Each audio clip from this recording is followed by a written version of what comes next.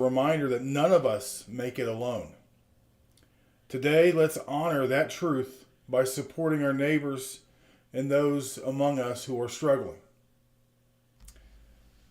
It's a very important thing to keep in mind. There's a lot of our people struggling right now every day.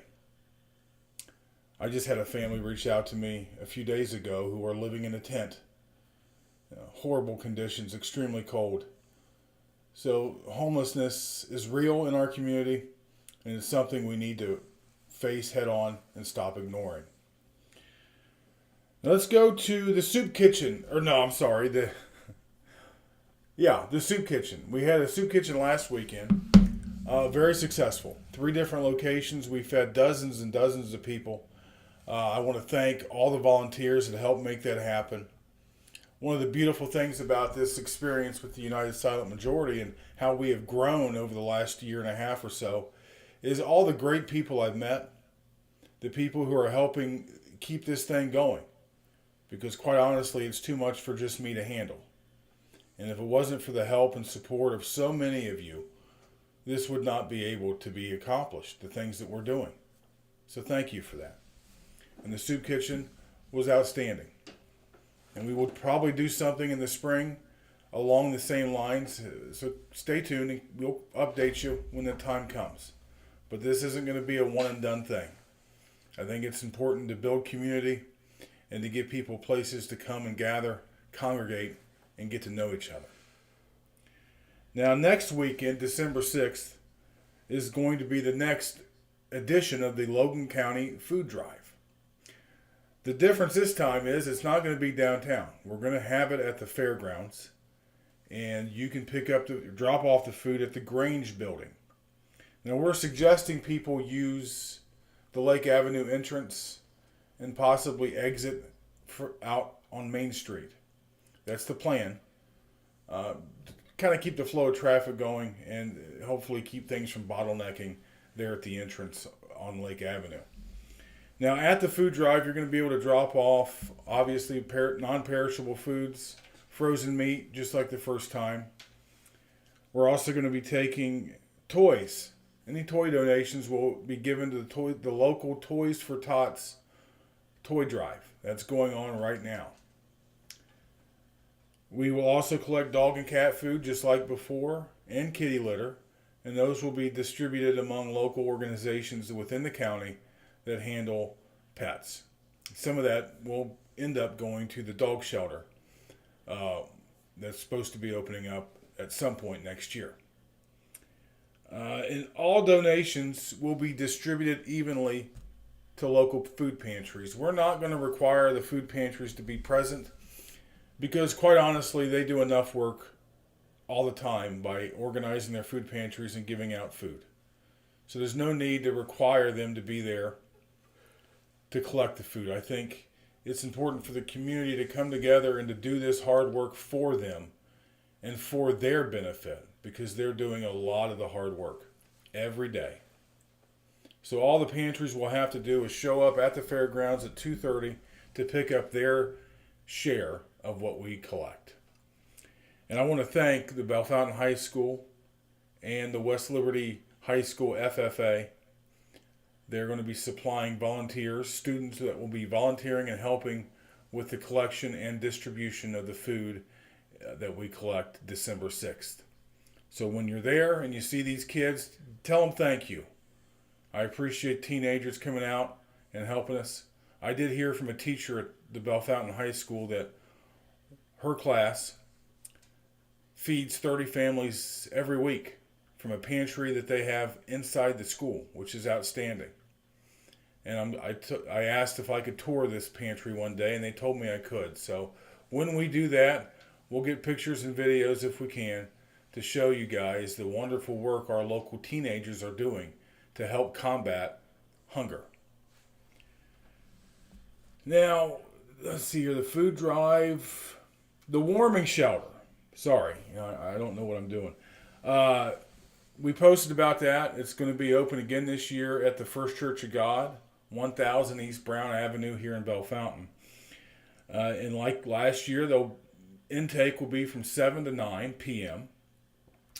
And right now, tentatively, unless the weather changes, it's going to be open Friday night, the 28th of November, Sunday night, the 30th of November, Monday, the 1st of December, and Tuesday, the 2nd of December. So these are 4 days where the warming shelter will be open. On the paper, on the image you see now, you will see a number at the bottom. If you would be interested in volunteering, please reach out to that phone number, 937-210-9003, and let them know that you would be willing to volunteer to help with the warming shelter. I did it last year. It was a great experience, and I'm going to do it again this year, and hopefully I'll see some of you out there. Now, we can't end this little quick Thanksgiving episode without bringing up Mary Rutan Hospital. This has been quite an interesting few months. It's obvious to me at this point that the hospital is not going to do anything to correct the possible mistakes they have made.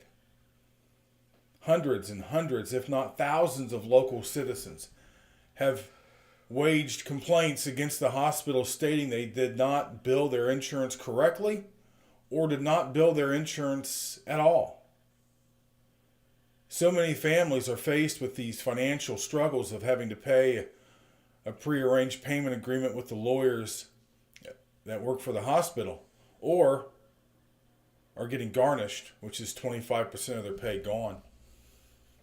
And some of these cases are because the insurance was never even billed.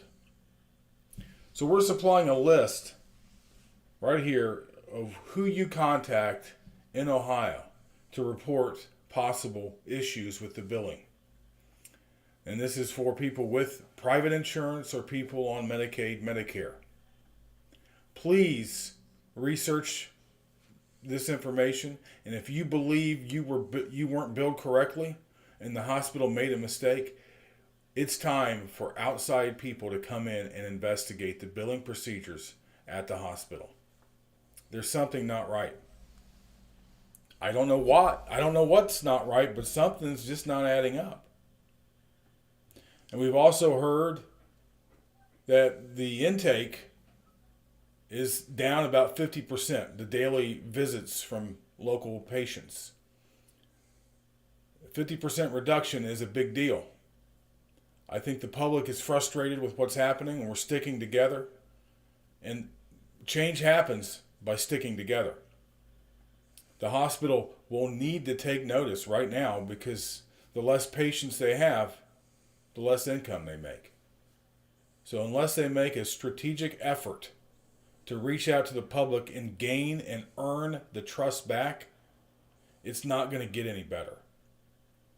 And if any of you at Mary Rutan, the senior leadership, if any of you are watching this right now, I am begging you to look in the mirror and figure out what the problem is and fix it.